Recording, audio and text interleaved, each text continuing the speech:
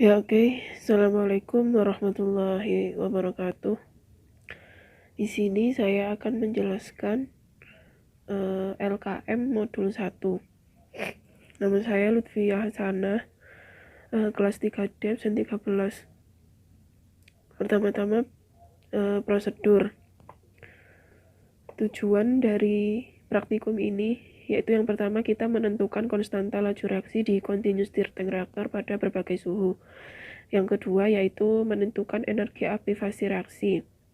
Yang berikutnya ada urutan langkah kerja, yaitu yang pertama-tama kita harus menghitung volume reaktor dengan cara mengisi reaktor dengan air sampai batas yang ditentukan, kemudian keluarkan air tersebut dan ukur volume air. Lalu yang kedua, nyalakan alat sirkulasi air pada waterbed dan atur pada suhu yang diinginkan.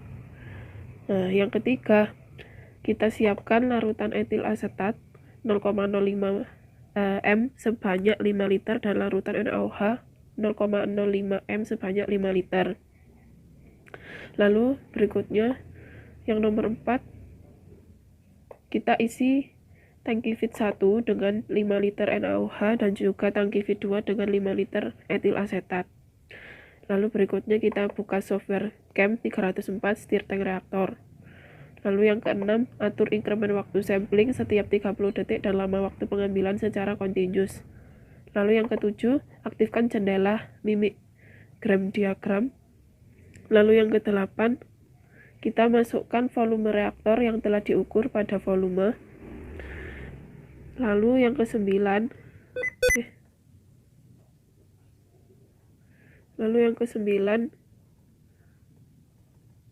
kita memasukkan suhu reaksi pada temperatur. Yang ke-10, masukkan konsentrasi umpan NaOH dan etil asetat pada NaOH konsentrasi dan atak konsentrasi etil asetat. Lalu yang ke-11, kita pastikan drain valve-nya reaktor itu sudah tertutup. Lalu nyalakan kedua pompa umpan dan motor pengaduk.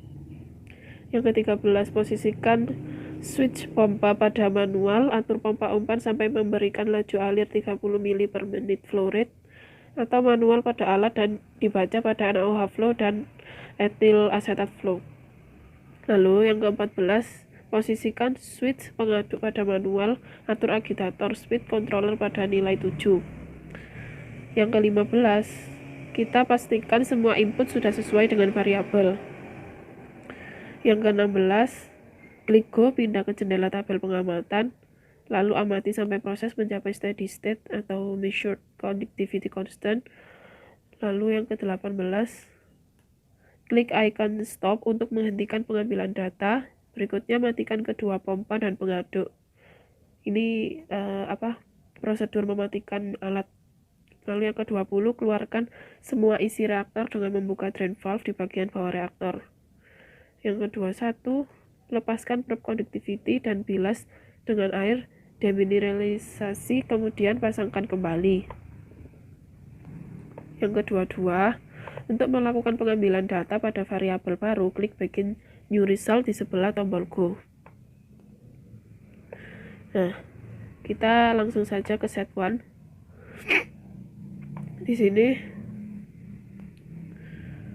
kita masukkan terlebih dahulu ininya. Temperaturnya 20 sesuai pada soal yang diketahui di soal. 20 temperaturnya, volumenya 1,118 desimeter kubik. Laju alir NaOH-nya itu 31,6 ml per menit. Laju alir etil asetatnya 32,3 mol per menit. Setelah kita masukkan, di kuning-kuning ini akan berubah sesuai dengan yang angka yang kita masukkan tadi. Kuning-kuning ini. Lalu datanya akan muncul di sini.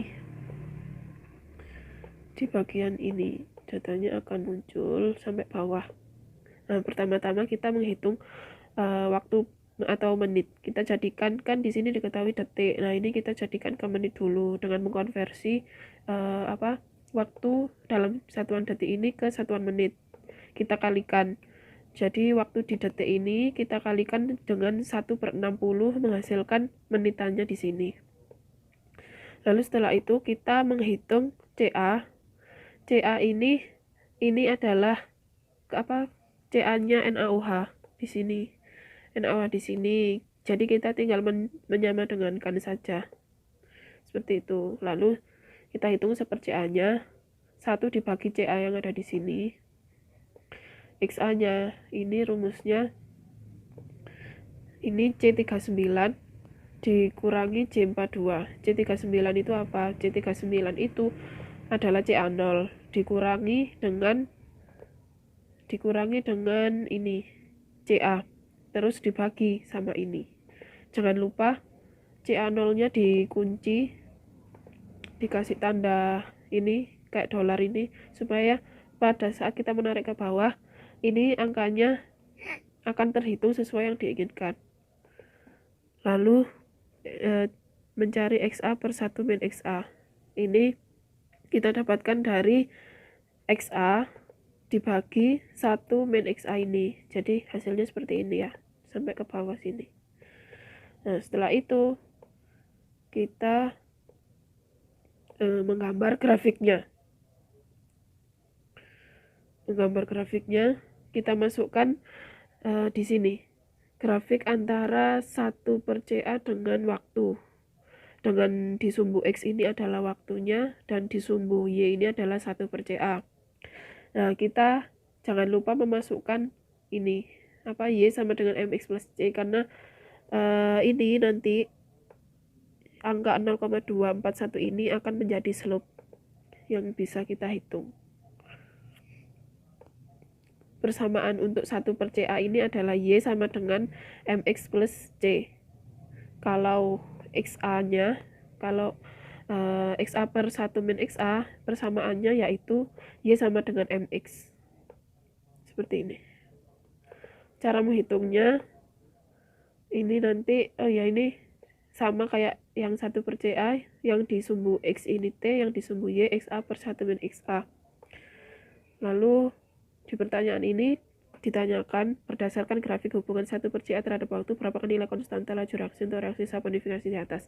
Nah, kalau kita menghitung dari grafik 1/CA, ini langsung kita masukkan aja, karena menurut rumus di sini, ini kan K itu sama dengan slope Y sama dengan MX plus C, berarti kita langsung masukkan M-nya saja ke sini. Nah, ini udah ketemu jawabannya. Berdasarkan soal yang nomor 2, grafik hubungan XA, ini XA ya, XA per 1/XA terhadap waktu, berapakah nilai konstanta laju reaksi untuk reaksi saponifikasi di atas. Nah, ini kita dapatkan dari slope yang ada di persamaan Y sama dengan MX pada grafik XA per 1 min XA terhadap T ini ya. Kita masukkan angka 0,0047 ini di dalam perhitungan nomor 2. Jadi rumusnya itu adalah seperti yang saya tuliskan di sebelah kanan kuning-kuning. Ini konstanta laju reaksi itu sama dengan slope ini dibagi dengan CA0. Seperti itu. Nah, ini jadi 0,0047 dibagi dengan CA0 yang ada di awal tadi, yang ada di sini. Nih, CA0-nya.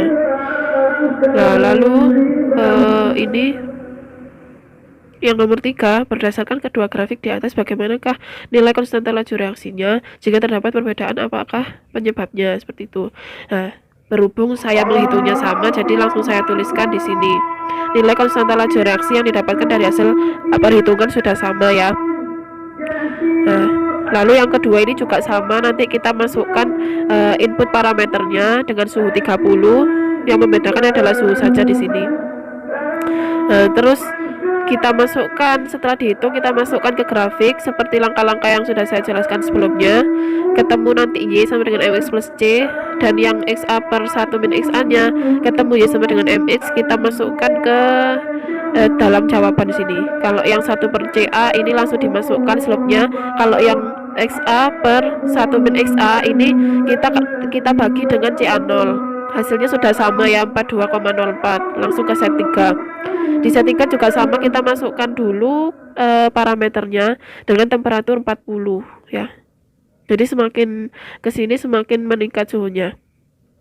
Nah ini Y, kita masukkan ke dalam grafik, ketemu Y sama dengan MX plus C. Nah yang ini juga ketemu Y sama dengan MX. Nah kita masukkan ke dalam jawaban. 1/CA nya ini K-nya sama dengan 0,3118, sedangkan XA per 1 min XA nya kita temukan 0,3117. Ini ketemunya dari 0,004 dari grafik tadi, kita bagi dengan CA0 seperti itu, sudah sama. Nah langsung kita menghitung ini TK K seperti len K. Kita membuat tabel seperti itu. Berdasarkan nilai konstanta laju reaksi yang didapat dari grafik 1/CA terdapat waktu pada masing-masing suhu. Tentukan energi aktivasi untuk reaksi saponifikasi antara etil asetat dan NaOH. Kita masukkan K-nya yang sudah kita temukan pada perhitungan sebelumnya. Kita masukkan 1/T-nya, ini 1 dibagi B9. B9 itu ini 1 dibagi T1, 1 dibagi T2, 1 dibagi T3, ini ya. Ketemunya seperti ini. Nanti len K-nya kita tinggal menghitung len dari len dari K1, K2 dan K3. Sudah kita temukan seperti itu. Kita masukkan ke dalam grafik ini. Antara sumbu X-nya ini adalah 1/T, sumbu Y-nya adalah len K. Nah, ini nanti ketemu Y sama dengan MX plus C seperti itu ya. Nah ini ketemunya di sini tuh min dan plus C-nya ini juga min C berarti ya. Nah ini kita hitung energi aktivasinya. Pertama-tama kita menetapkan dulu R-nya. R-nya kita dapatkan dari ini. R sama dengan 8,314, sudah tetapan ya ini. Kita cari yang satuannya sesuai dengan yang di soal, Joule per mol K, berarti 8,314 ini. Lalu energi aktivasi kita peroleh dari R ini ya, kita kalikan dengan 13,572. 13,572 ini dari mana? Dari sini, dari grafik yang kita peroleh slope-nya tadi. Slope ini kan negatif ketemu negatif kan positif. Nah, berarti kita langsung masukkan positif aja di sini. Positif 13,572 dikali dengan R. Ketemulah energi aktivasinya. Setelah itu kita bahas di sini. Buatlah pembahasan bagaimana suhu dapat mempengaruhi laju reaksi dan apakah reaksi tersebut termasuk reaksi eksotermis atau endotermis. Nah, suhu saat reaksi berlangsung mempengaruhi seberapa cepat reaksi berlangsung. Semakin besar suhu reaksi, maka akan semakin cepat laju reaksinya.